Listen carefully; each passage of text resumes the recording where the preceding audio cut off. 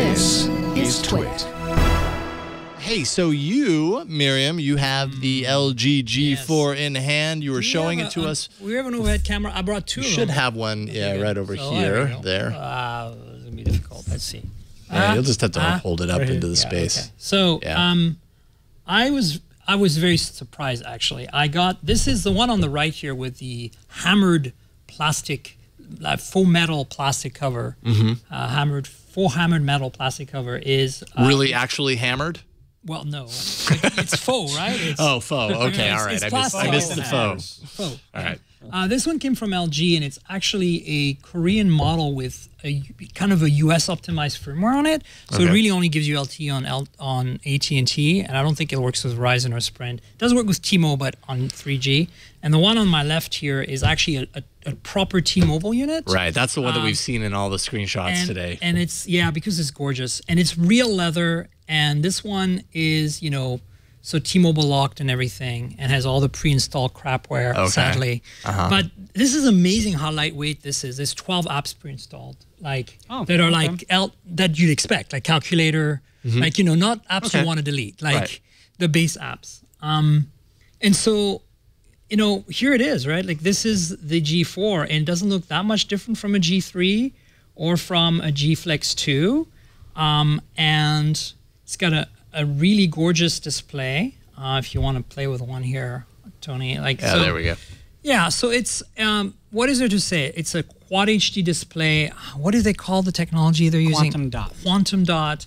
All I know is that compared to LG's G3, very disappointing in terms of contrast and brightness display last year, this is the real deal. I think this is finally bringing Quad HD to the equation in a proper way for LG for the first time. Because, obviously, Samsung nailed it with the GS6 and GS6 Edge displays, right? They still do technically have the advantage because they have a higher dot per inch, because they have a smaller display.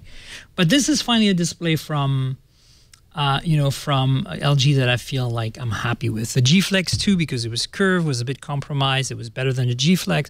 The G3 was low brightness, low contrast. Other interesting things of note is all models in the world are getting 3 gigs of RAM. There's no weird 2 gigs in the US, like there's been a lot for the G2 and the G3. The other thing that's exciting is it has a removable back cover with a removable battery. That's 2,900 milliamp hour. Oops, there we go. And that's a micro SD card slot and a micro SIM, which is nice for those of us who travel the world. Yeah. It's still harder to find nano SIMs out there. That's, and you can see it has NFC, but there's room, this is the NFC antenna. God, that is such a weird cover that has leather on it. I just can't get over the leather aspect. It's real leather, and it's glued on somehow. And it's really stitched, and it's got more contact, so I think it can do Qi and PMA.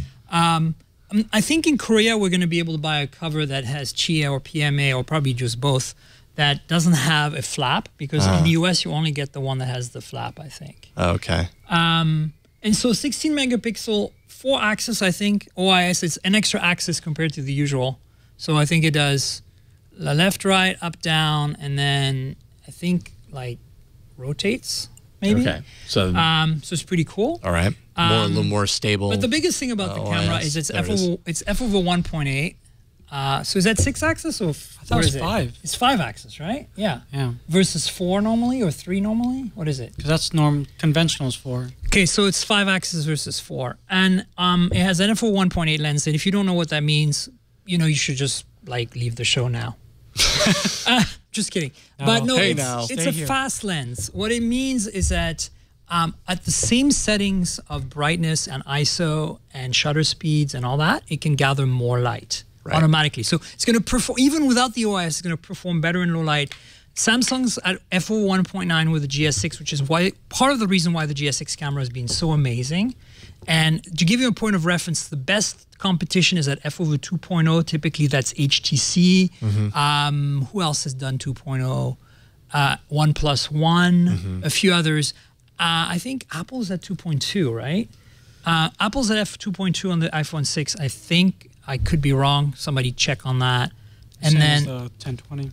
Yeah, and so the 1020, the Nokia Lumia 1020 and the Nokia Lumia 830 are both at f/2.2. The 930 and Icon at f/2.4. The G3 and the G Flex 2 are f/2.4 or 2.2. I have to check. But do you want me to bring up the photos, Myriam? Please do. Please do. So this is a picture of my office/spare bedroom in the light at the time that my eyes could see. So this is what my eyes could see in terms of brightness. That is so impressive. And keep zooming in, and so you can have a look. This is just as manual controls. This is ISO 200, so I forced the ISO, and the OIS saved me because it's it's 1/4 of a second shot. But if you scroll around, like there's like some detail to the right there, that orange thing next to the pink bag, you can see how much information is being gathered by this sensor with no noise, right? So now bring the next picture, which is in the same light, and that picture, not this one, there's that one. So that one is me manually saying, stay at ISO 200, but take a 1-second shot handheld. Now zoom back into the FLIR there, that box, the blue box, and you can see that the OIS is doing its job because this is handheld. It's a little blurry, but not much. That is really impressive. And look at how this is brighter than real life. Like there's no way. Like there's so little light coming in. I had my my blackout curtains pulled up, and you can even see, like, you can read the brand of printer I have and the model number probably. That's really impressive. Any other camera you try and do this, you're going to end up with tons of look grain. at my old Sony stereo with a mini disc player over there. You can see the branding. You can see the ES logo on the corner and everything. It's insane. Now the GS6 can do this as well. It's true. But the difference is the GS6 does not have shutter speed in the manual controls. You're talking about the Pro controls on the GS6, correct. Right? The Pro controls on the GS6 don't give you shutter speed, which is a huge omission. And then the extra access for OIS is going to help.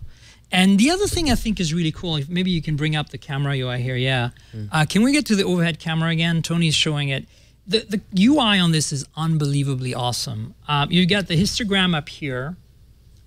You've got...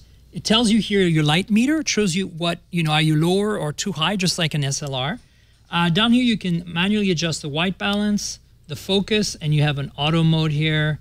But watch for focus. You can, you can do this, and manually focus it wherever you want. And then if you want auto, and it's using the laser autofocus from the G3.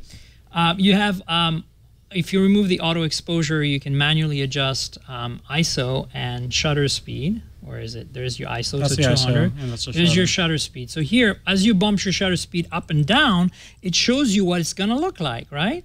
So let's actually take a picture real quick. Let's make it nice and bright. Let's set the autofocus, ISO 200, boom. And the cool thing is that sound, actually, if you're doing long exposure, it goes click once and click again. So you know that it's done, which is really cool. And off. I mean, look, this thing is blowing my mind. I've never seen a camera UI on a camera phone before that's this good. So not only do you like the UI, you like the performance, obviously. Right, exactly. But look, Nokia has had a manual UI for a long time. HTC has too, but it's just not as polished as this. This really feels like I'm using a high-end point-and-shoot or a high-end DSLR with a touchscreen instead of manual control. Okay, so fair enough. A large majority of people that use this camera are going to use it in its auto setting. Right, so there's an auto and a simple setting too. Okay. And all my pictures, all the rest of these pictures you see right now are all taken full auto mode. Me just pointing and shooting, not paying attention, not really framing that much. And it's instantaneous. I mean, look, zoom in on this. Look at the amount of detail on these fiddleheads. Fiddleheads are about an inch around. That circle is no more than an inch big, probably a half an inch. Dang. I know, right? It's like, wow.